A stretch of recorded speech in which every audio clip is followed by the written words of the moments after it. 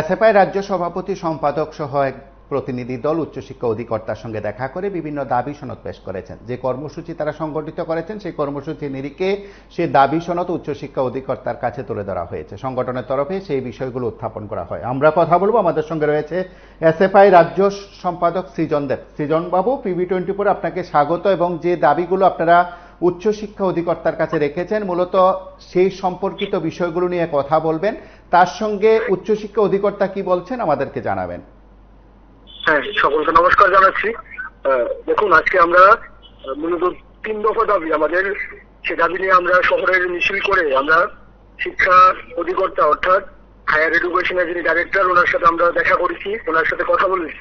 আমাদের মূলত প্রথম দাবি হচ্ছে যে পঞ্চম সেমিস্টারের যে পরীক্ষা, সে পরীক্ষার রেজাল্ট এখনো বেরোয়নি, কিন্তু 6 সেমিস্টার অর্থাৎ 6ষ্ঠ সেমিস্টারের পরীক্ষার রুটিন 27 তারিখ থেকে পরীক্ষা শুরু হবে এই মাসে, তারা রুটিন দিয়ে দিয়েছে। এই অবস্থায় ছাত্রদের এখনো ক্লাস শুরু হয়নি 6ষ্ঠ সেমিস্টারের।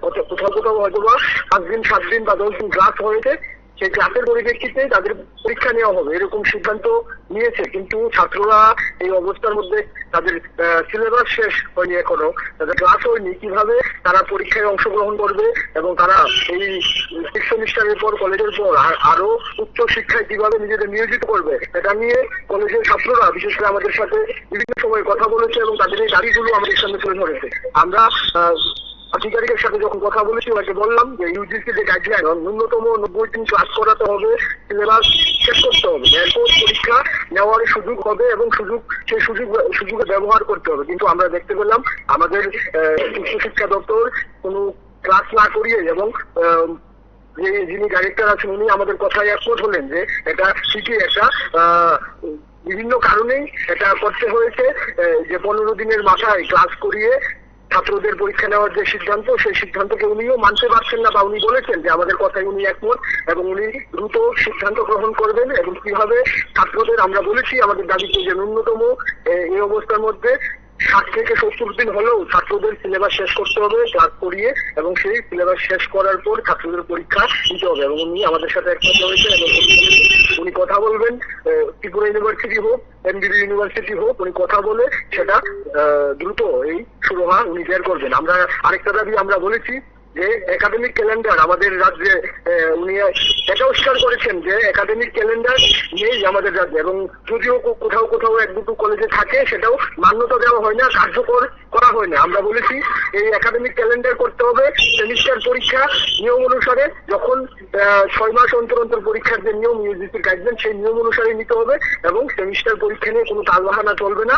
এবং আজকে আমরা ওনার সাথে কথা বলেছি এবং আমাদের সর্বভারতীয় একটা দাবি আছে যে ছাত্রীদের, বিশেষ করে উড়িষ্যা এবং মহারাষ্ট্রে যে ঘটনা হয়েছে, নিন্দনীয় ঘটনা, আমাদের রাজ্যেও যাতে ছাত্রীদের নিরাপত্তার সুব্যবস্থা করা হয়, সুনিশ্চিত করা হয়, তার জন্য আমরা ওনার কাছে বলে এলাম। এবং উনি সবগুলো বিষয় উনি বলেছেন দেখবেন, ভাববেন এবং চিন্তা করে ছাত্রদের স্বার্থে উনি সিদ্ধান্ত গ্রহণ করবেন। এবং আজকে আমরা মূলত শুধুমাত্র আগরতলা শহরের যারা আমাদের ছাত্র নেতৃত্ব কর্মীরা আছে তাদের নিয়ে আজকে আমরা মিছিল এবং অভিযান করলাম। আগামী দিনে সারা রাজ্যে আমরা আরো বড় বৃহত্তর আন্দোলন করব। আমাদের যদি এই দাবিগুলো না মানা হয়, আমাদের দাবি মানে এই দাবিগুলো ছাত্রদের দাবি, ছাত্রদের, সাধারণ ছাত্রদের এই দাবিগুলো যদি না মানা হয়, এসএফআই এর আন্দোলন আরো বেশি হবে, আরো বড় হবে। যারা উচ্চশিক্ষা গ্রহণে ইচ্ছুক, বিশেষ করে কলেজে এখনো ভর্তি হতে পারেনি বা অনেকে অপেক্ষায় আছেন, এই মুহূর্তে সেখানে ভর্তির আবেদন চলছে অনলাইনে, এই বিষয়গুলো নিয়ে কি কোনো কথা হয়েছে? কলেজে 4000-এরও বেশি পরীক্ষার ছাত্রছাত্রী অবশ্যই কথা হয়েছে এবং আমরা দেখলাম গতকাল থেকে আবারও যারা ভর্তি হতে পারেনি তারা আবার অনলাইনে ফর্ম ফিল আপ করার জন্য সময় বাড়ানো হয়েছে এবং তারা কিভাবে ভর্তি হতে পারবে এটা শিক্ষা দপ্তর দেখছেন। যদি এরকম কেউ থাকে যে শিক্ষা দপ্তরের গাফিলতিতে ভর্তি হতে পারেননি কলেজে উচ্চশিক্ষার উচ্চ মাধ্যমিক পরীক্ষার পর, এরকম ঘটনা হলে আমরা ওনাকে বলে এসেছি আমরা আগামী দিনে আবার পথে নামবো এবং ওনার সাথে বারবার আমরা প্রয়োজন ওনার সাথে দেখা করবো এবং ছাত্রদের দাবিগুলো নিয়ে আমরা লড়াই, আন্দোলন আমরা আমাদেরটা জারি রাখবো।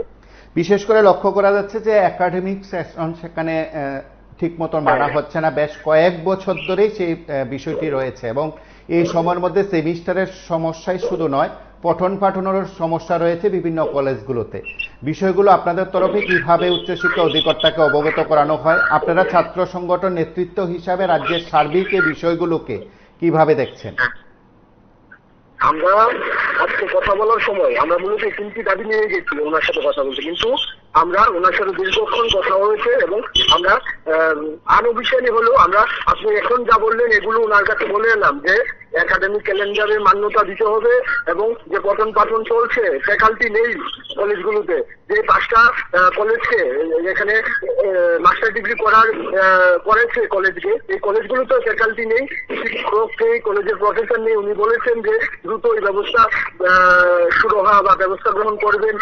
উনি বলেছেন যে 200 নাকি গেস্ট লেকচারার নেওয়ার প্রসেসিং চলছে, দ্রুত সেই গেস্ট লেকচারারদের নিয়োগ করা হবে। আমরা বলেছি যদি শিক্ষা দপ্তর এই ব্যবস্থাগুলো দ্রুত গ্রহণ না করে, যদি ছাত্রদের স্বার্থে শিক্ষার স্বার্থে যে দাবিগুলো আপনি এখনই বললেন যে ফ্যাকাল্টি সহ শিক্ষকের অভাব, প্রফেসরের অভাব, ফ্যাকাল্টির অভাব, এগুলো পূরণ না হলে আমাদের আন্দোলন এখানেই থামবে না।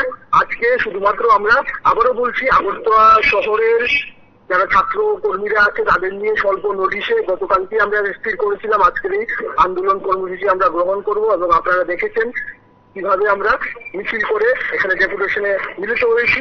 আগামী দিনে আমাদের এই লড়াই জারি থাকবে এবং ছাত্রদের স্বার্থে এসএফআই এর লড়াই থামবে না। অবশ্যই, অসংখ্য ধন্যবাদ আপনাকে। আমরা কথা বললাম এসএফআই রাজ্য সম্পাদক সৃজন দেবের সঙ্গে। তিনি তার মতন করে বিষয়গুলো উত্থাপন করেছেন এবং কথাগুলো বলছিলেন। রাজ্যের বিভিন্ন জায়গায় কলেজগুলোতে যে সমস্যা রয়েছে কার্যত তা প্রায় প্রত্যেকেই স্বীকার করছেন। সার্বিক সমস্যাগুলোর সমাধানে উচ্চশিক্ষা দপ্তর কি ভূমিকা পালন করবে সেটা সময় বলবে। দেখতে থাকুন PB24।